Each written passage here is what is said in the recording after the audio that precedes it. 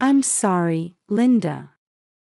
This business trip is absolutely necessary, Michael said apologetically, gazing at Linda's swollen belly.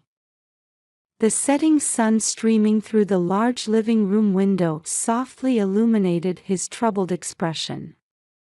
Their new living room, decorated with wedding photos and baby items, reflected the anticipation of their new family life together. It's all right.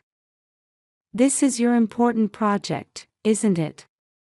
The baby and I are both doing fine, so don't worry, Linda replied with a gentle smile. Drawing from her 7 years of experience as a pediatric nurse at Kaiser Permanente Medical Center, where she had attended numerous births, she knew her condition was stable. Just last week, her doctor had assured her that everything was fine. Still, she couldn't help feeling anxious about her husband's absence when she was just 2 weeks away from her due date.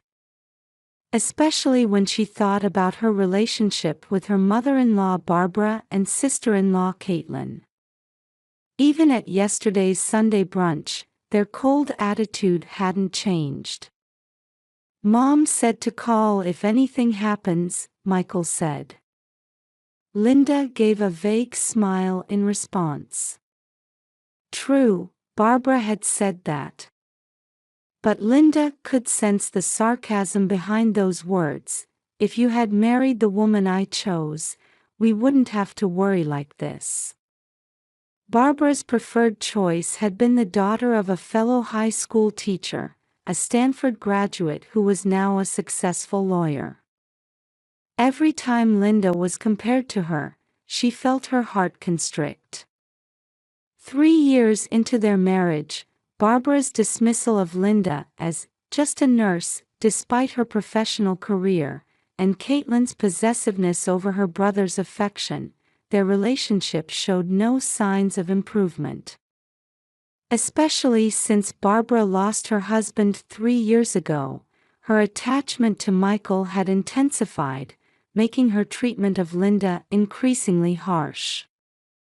Since Linda's pregnancy was announced, the situation had only deteriorated. Even during the 4th of July celebrations, Caitlin had deliberately pushed Linda to the edge when taking family photos. In the pictures later posted on social media, Linda had been cropped out entirely. Why didn't you have children earlier? It's risky having a baby at your age. A mere nurse becoming a stay-at-home mom. You're just living off my brother's income. Such remarks were casually thrown at her by her mother-in-law and sister-in-law. At HOA meetings, they spread rumors about how Linda might ruin Michael's chance for promotion. Linda had considered checking into the hospital early, but after Barbara's dismissive comment about her being pampered, she had to abandon that idea. Don't hesitate to call if you need anything. In this heat, I'm usually up late anyway, called out Mary, her neighbor, after finishing her garden work at dusk. A former police officer now immersed in writing mystery novels, she had been concerned about Linda's pregnancy from the start. Her keen observation skills, honed over 30 years on the force, hadn't missed the strain in Linda's relationship with her in-laws. Linda, this is advice from my police days. You might want to install a recording app on your smartphone, just in case. This isn't paranoia. I've seen many family tragedies in my time on the force. Though somewhat hesitant, Linda followed Mary's earnest advice. As she downloaded the recording app to her iPhone, she realized the gravity of her situation, that she needed such precautions. A feeling of resignation crept into her heart, wondering if her relationship with her in-laws had finally reached a point of no return. One night, Linda woke up to a sharp pain.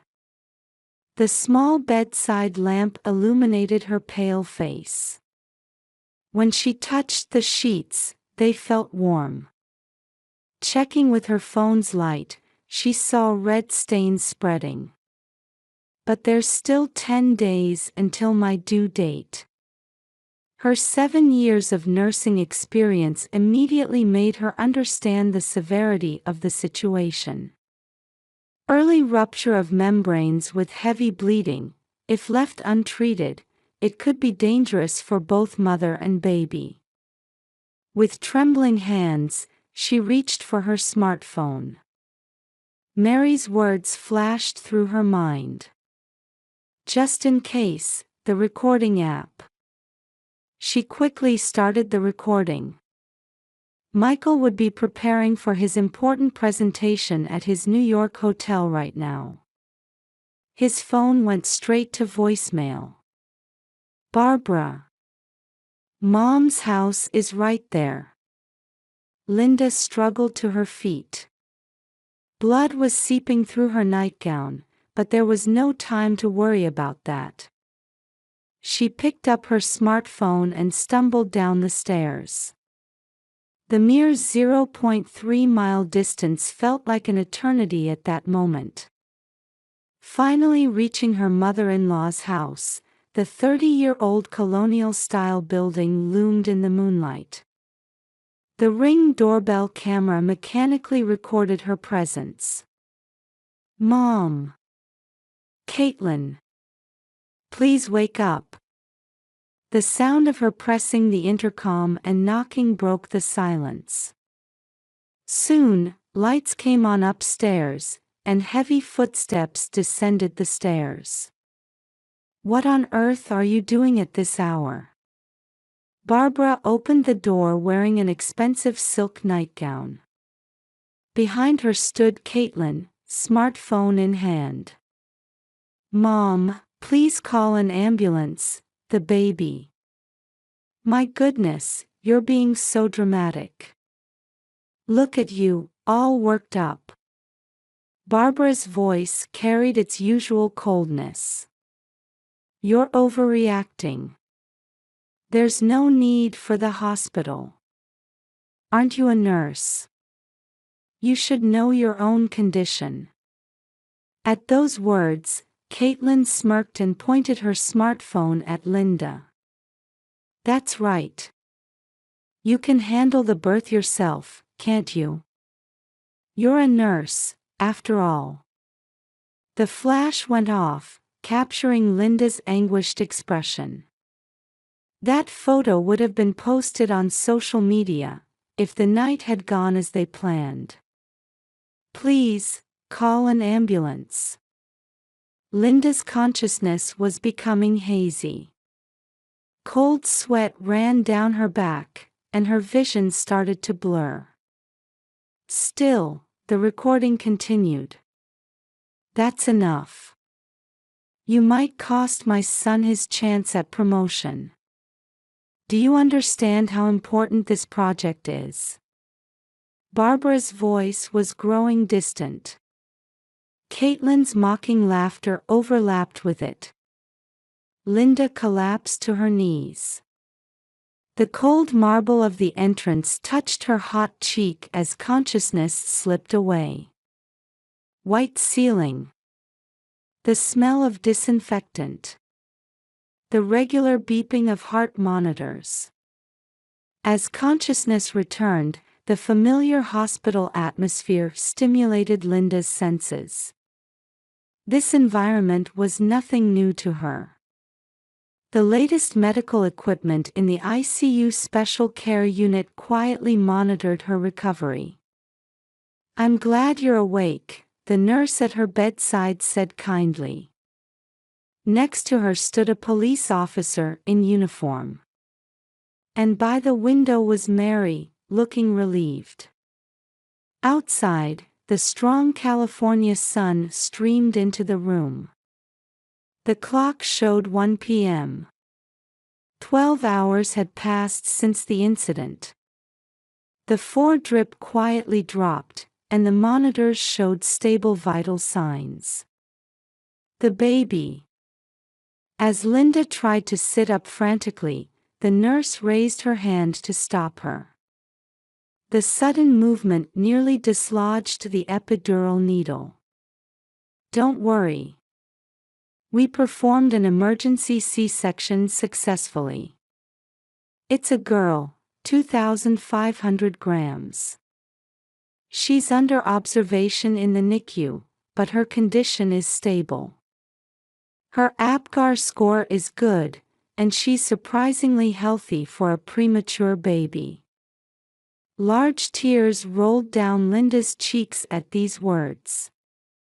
The surgical wound hurt, but it was proof that her baby was safe. Her heart rate increased slightly, triggering a small alarm on the monitor. "Mrs. Linda." The police officer stepped forward.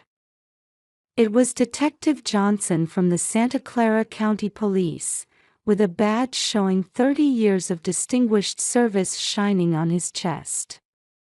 "If you're able to talk, I'd like to confirm the events of last night. Please don't push yourself. Post-operative rest is crucial." Linda nodded slightly. The nurse raised her bed and offered her water with ice. The cold water soothed her parched throat after surgery. "Actually, we found crucial evidence on your smartphone. The Technical Investigation Unit's analysis just came in." The detective continued carefully, choosing his words. On the desk lay a clear evidence bag containing Linda's iPhone. The recording captured everything. Your mother-in-law and sister-in-law's statements, your pleas for help, and... The recording lasted 1 hour and 12 minutes. Sound analysis shows no signs of editing or manipulation. The detective paused and sighed deeply. Even with 30 years of experience, the cruelty of this case seemed to affect him. Among the police officers at the scene, this incident had caused quite a shock. Without the alert, it could have been much worse. The doctors say both mother and child were in critical danger if left untreated.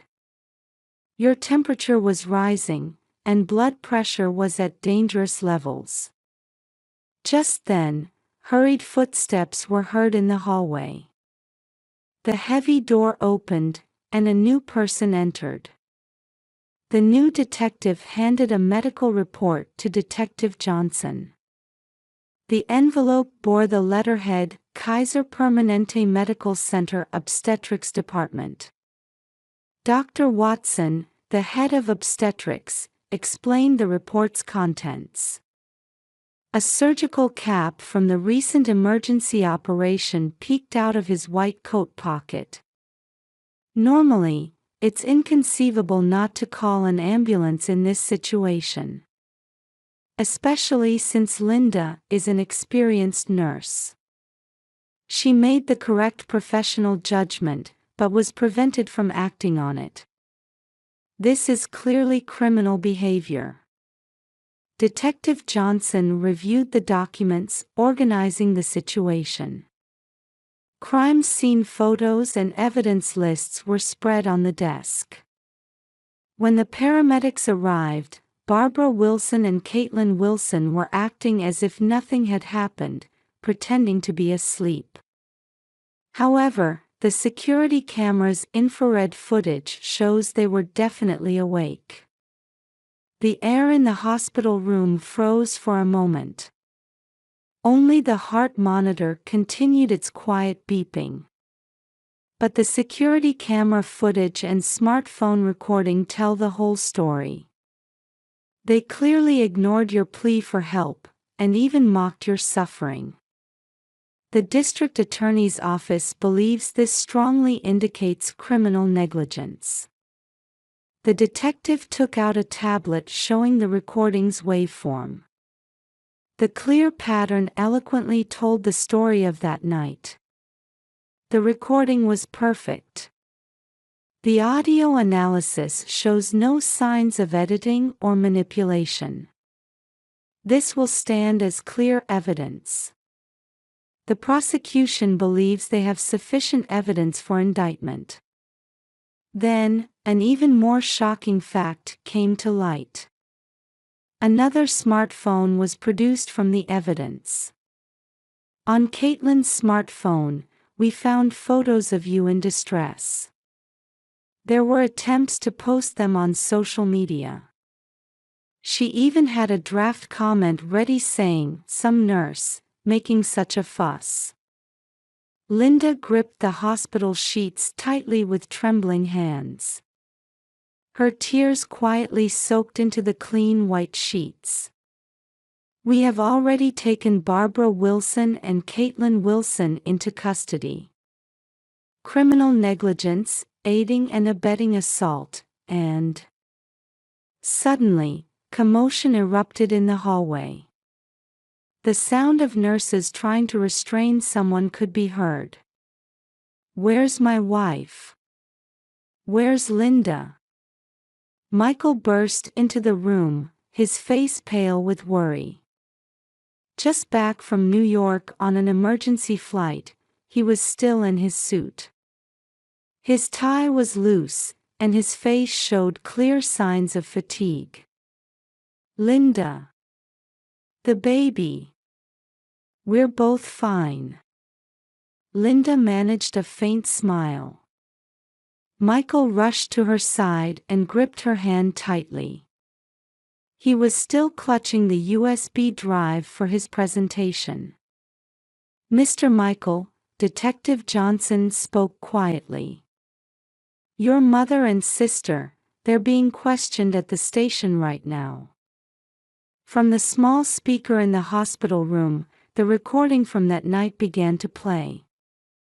Michael's face grew pale as he listened. Linda's desperate pleas for help. His mother and sister's mocking laughter. The sound of his wife's breathing as she lost consciousness. Mother and Caitlin did this. His hands began to shake. He had received the police notification at JFK Airport and rushed to the hospital without sleeping on the flight, but he hadn't known the full truth until now. Detective Johnson spoke quietly. "We have their sworn statements as well. Their confessions in the interrogation room were meticulously recorded. Linda took my son from me. I couldn't stand the thought of his love being divided further with the baby. We just wanted to teach her a lesson. I wanted my brother's love all to myself. We deliberately took advantage of his business trip." At that moment, a nurse from the NICU entered the room. "The baby's fever has gone down. Father can visit now too." Michael showed a moment of hesitation. Then he gently squeezed Linda's hand. "Let's go see her together. Our daughter." Michael carefully pushed Linda's wheelchair. Mary was still in the hallway, having watched over this family all night. In the small incubator in the NICU, their daughter was sleeping peacefully. She showed a remarkably strong expression for being just 24 hours old. So tiny, but so strong, Linda touched the incubator, with Michael standing beside her. "I'm sorry, if I had noticed. It's not your fault." Linda squeezed her husband's hand back. "But we need to make changes now." Michael sighed deeply. He had just been promised a promotion in Silicon Valley, but his decision was firm. "I'm going to request a transfer to the Seattle branch." Linda looked up at her husband in surprise at these words. "But your career. Nothing is more important than you and our daughters' lives. Michael's voice was filled with determination like never before. My leniency toward my mother and sister caused this situation. It's my responsibility. I won't make the same mistake again. The baby in the incubator moved her tiny hand. They both exchanged smiles at her gesture. I've already contacted my supervisor in Seattle. They have a new project starting there anyway. Hope returned to Linda's eyes. A new life in a new city. It was a place she had secretly dreamed of working as a nurse. The trial for Mom and Caitlin. I won't withdraw the charges. For our baby's sake. Linda's voice carried unprecedented strength. This isn't just our problem anymore. Let's leave it to the law. Michael nodded firmly. Though complex feelings remained, protecting his beloved wife and tiny daughter was now his top priority. 1 year later, in summer, a white 3-story house stood in a quiet Seattle neighborhood. Colorful flowers bloomed in the garden, and a cream-colored swing swayed gently in the breeze. Emily, lunchtime. At Linda's call, their 1-year-old daughter turned around in the garden. Though her steps were still a bit unsteady, she ran toward her mother. Looking at her daughter growing so healthy despite being born prematurely, Linda felt deep love. Daddy's coming home early today. The kitchen was filled with the aroma of warm soup, and fresh salad from Whole Foods was arranged on the table. Drawing from her nursing experience, Linda took care to prepare healthy meals for her daughter. Michael was enjoying fulfilling days as a project leader at the Seattle branch. His career concerns had actually turned out for the better. His capabilities in the new environment were highly valued, and his salary had increased from before. I'm home. 5 p.m. Michael returned home with a smile. Such an early return time would have been unthinkable in Silicon Valley. His expression as he lifted his daughter showed no trace of his former exhaustion. Oh, we got an email from Mary, Linda showed her smartphone screen. The trial is over. May your new life shine even brighter. Just recently, Barbara and Caitlin's trial had concluded. Barbara received a 2-year prison sentence for negligent injury. The defense's request for a suspended sentence was rejected, with the judge delivering a harsh verdict stating, "The responsibility for neglecting to help a pregnant woman in crisis is severe." Caitlin received a suspended sentence, but social consequences were harsher than expected. Faced with social media backlash and complete loss of credibility in the real estate industry, she eventually had to delete her accounts and decide to sell the family home. Mom and Caitlin are moving, Michael said quietly while holding their daughter. Their San Jose home was already on the market. They're moving to Dallas, Texas. Her former in-laws chose to leave California completely. Their isolation from the community had been more serious than imagined. We made the right choice, didn't we? Linda's words were met with Michael's firm nod. Yes, absolutely. Their gaze turned to Emily playing in the garden. She was now chasing soap bubbles, squealing with delight. You know what? Linda started somewhat shyly. I got a part-time nursing position offer from Seattle Children's Hospital. Michael's face lit up at these words. That's wonderful. Emily's getting bigger, and it's great to have a place where your experience can be valuable. Unlike his mother, who had dismissed Linda as just a nurse, Michael had always respected his wife's career. They said I can start with 3 days a week. They'll even help arrange childcare at their on-site facility. The couple smiled at each other. Their new life was steadily taking shape. We should let Mary know too. The former police officer neighbor remained an important presence in their lives. Even after moving, she always sent Linda her new mystery novels as soon as they were published. Oh, and there's a neighborhood block party next weekend. Their new home was surrounded by warm neighbors. On weekends, families enjoyed barbecues in their yards. There were many young couples with children Emily's age, and their social circle naturally expanded. At dusk, Seattle's characteristic soft light gently illuminated the swing in the garden. Emily was already asleep, and the quiet melody of a music box drifted from the second-floor children's room. Linda. Michael offered his wife a cup of coffee as she stepped out onto the terrace.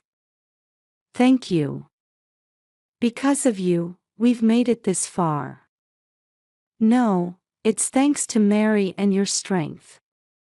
In the distance, they could see the sun setting over Puget Sound. Like gentle waves, new days would quietly ebb and flow for this family.